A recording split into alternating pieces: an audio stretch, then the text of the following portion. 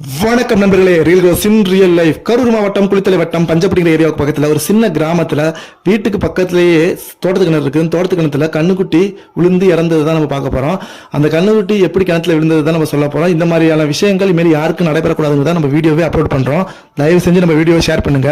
அந்த கண்ணுக்குட்டி எப்படி கிணத்துல விழுந்துச்சுன்னா அந்த வீட்டோட உரிமையாருக்கே தெரியாது. ஏன்னா மாடு நிறைய மாசம் சினையா இருக்குது.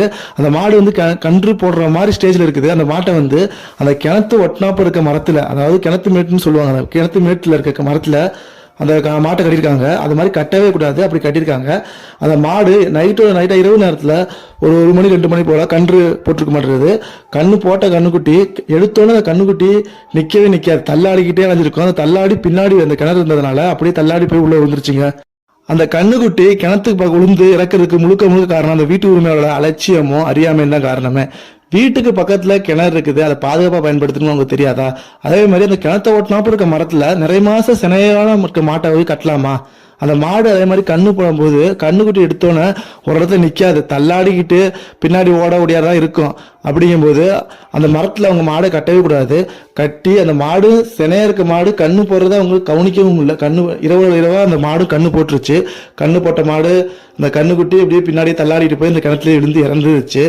விடிஞ்சதுக்கு அப்புறம் தான் மாட்டு உரிமையாளர் வந்து மாடு கண்ணு போட்ட மாதிரி இருக்குதா, நான் கண்ணுக்குட்டி காணாமனு பார்த்துருக்காங்க.